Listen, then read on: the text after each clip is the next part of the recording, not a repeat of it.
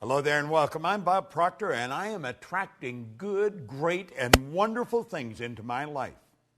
Money comes to me in increasing quantities through multiple sources on a continuous basis through the law of attraction. And that's what I want to talk to you about, the law of attraction. See, the underlying law that regulates supply in the world of effects has two important phases. One is desire, and the other is expectation.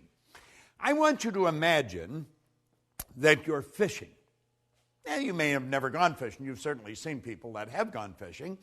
And you take and you get the line all fixed, and boom, you cast it out. And as soon as that plug hits the water, bang, a fish strikes. Now, you got the fish on the end of the line, but you are never going to have that fish if you don't reel it in. Well, you see, when we desire something, we are instantly connected with the invisible side of whatever good we desire. It's expectation that reels it in. Now, most people don't understand this, and they attract what they don't want rather than what they do want. I remember years and years ago, I got a bumper sticker that said, "Expect a miracle." And I kept looking at that bumper sticker, and I kept looking at it and looking at it, and I got to the point where I was expecting something so good to happen in my life that I wouldn't be able to explain it. You see, I come to realize that a miracle is a word, Voltaire said, it's a word that we invented to express the known effects of unknown causes. It's something that's so good that's happened to us that we're at a loss to explain how it happened. I want to explain how I attracted something into my life that literally changed my life, changed my business, but it changed the lives of 200 or 300 million people as well. I got a phone call on my cell phone, and it was a very garbled message.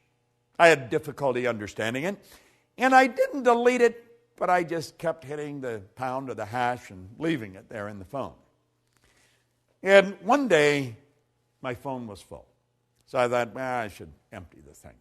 I think I was in an airport at the time, so I sat down and I took all the messages off one at a time and wrote them all out and then deleted them. And I phoned Gina Hayden, who's worked with me for the past quarter century, and I said, Gina, I think this woman's name is Glenda, and I think this is the phone number. It sounds like an Australian phone number. Would you phone now? There's something about a film. Would you phone and see if the number is even the right number? Now, I'd had it on my phone for a good month. And so at any rate, a couple of days later, or maybe even later that day, I've forgotten now, and I'm talking to Gina, and she said, well, that was the right message. Her name was Glenda, and you had the right phone number, and there's a film crew in from Australia, and they're shooting this film, and they really wanted you in it. But they haven't been able to reach you, and they're shooting in Aspen all weekend, and they're going back to Australia first of the week. And Gina said, isn't that strange? Bob's doing a seminar this week in Aspen. Now, I hadn't been in Aspen for a couple of years. And I check into my hotel. I just went next door where they were shooting the film. And the film, of course, was The Secret. And you know, all of a sudden, all over the world now, people know Bob Proctor, and they know about the work that I do, that I love doing. I believe that I attracted Rhonda Byrne into my life. But I also believe Rhonda Byrne attracted me into her life. And you see, the secret I attracted.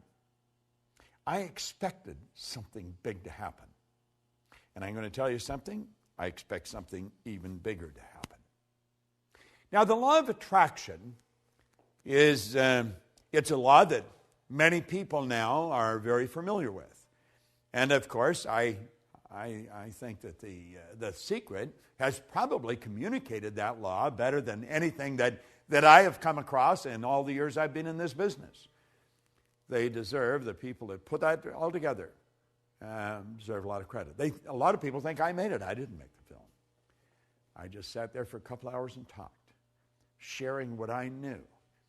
And a lot of good things have happened. Now, the law of attraction is not a primary law. The law of vibration is the primary law. See, everything in the universe vibrates. We literally live in an ocean of motion. I want you to look at the walls that surround you. You think those walls are solid. They're not solid. Nothing is resting. Everything is moving. A body in a coffin is moving. Now, you may think that I'm sniffing something, but I'm really not. If you go into a funeral home and pick up the remains and look at it through a microscope, you will see particles of energy dancing right before your eyes. Now, if it wasn't moving, how would it ever change to dust? Well, you see, you and I have a brain, and our brain is an electronic switching station. And our thoughts activate brain cells and control the vibration we're in. And the vibration we're in controls what we attract into our life. Now, this law of attraction is a phenomenal law. And I think the law of attraction, as it's brought out in this series, it's very well done. And I would encourage you to study into it in some depth. Because everything that comes into your life, you attract into your life. Now, you may be saying, does that mean that I have a cold, that I sat and thought I'm going to get a cold? No, it doesn't mean that at all. But you did attract the cold. You see, I don't think you sit and think I'm going to attract a cold. I think you put yourself in a very confused vibration. There's a law of gender. It decrees that all seeds have a gestation and incubation period. And after about 30, 45 days of going through that indecision, that confused state, you have a cold. That's what the cold is. It's just the expression of all the confusion. Anyway, we do attract everything into our life. Now, for many, many years, I had a terrible time with money, as most people do. And I was forever letting my outside world control my thinking. So my outside world was dictating what I was going to attract. Now, I didn't have any money. I had debt, and I'm thinking debt, I attract debt. If your goal is to get out of debt, you're going to stay in debt forever.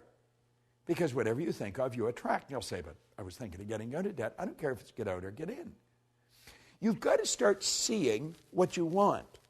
In a previous lesson, we pointed out that you don't work on cold if you're cold. You work on heat. See, cold is the absence of heat. So you work at creating heat. Well, if you want good in your life, quit trying to change the bad. Quit trying to get rid of the bad. Let it go. Let the dead bury the dead. Let it be part of the past. Start to see the good that you desire. Visualize it. See it as present in your mind. The second you've got the idea in your mind, you've got it intellectually. The second you internalize it, you've got it emotionally. And then it's only a period of time until you attract it physically. Attraction's a very powerful process. We are all magnetic creatures. We're all a mass of energy. Everything in this universe works on the law of attraction. You go into some restaurants, and they're always busy. The energy is good in those restaurants. You go into others, there's hardly anybody there. Isn't that strange? You go into a clothes store, and you may be the only person there outside of the person that's running it. You go into others, and there's people coming and they're going all the time. It has to do with the energy of the place of business. And the place of business is nothing but an expression of the consciousness of the person that's running the business. When we start to understand this, when we start to understand that we literally attract everything into our life, and it's our thoughts that are controlling what we attract, our whole world's going to change. You see, nature does not deprive us of any good or desired thing. Now, Hollywell points this out so well.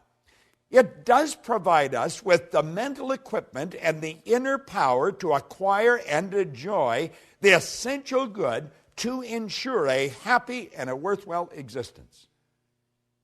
And it all happens in a very simple method. It's so complicated because nobody studies it. See, I always feel if we can teach a little child that maybe is just learning to walk, how to talk. We can teach them language. We can teach them multiple language. A baby at birth is a linguistic genius. If we can teach the child language, surely we can teach them something so basic as these laws. You say, well, why haven't we? Because hardly anybody understood them. The parent's not going to teach something to the child that they don't even know. The parent's only going to give the child what they've got. You see, what you don't fix, your kids are going to inherit. You should put a big sign on the refrigerator, attraction. Put it on the outside of your bank account. Hang it in your mirror where you put your makeup or shave in the morning. Put the word attraction everywhere. And start to realize whatever you want, you'll begin to attract. That is an absolute law. This isn't just my idea. It is an idea that I've fallen in love with.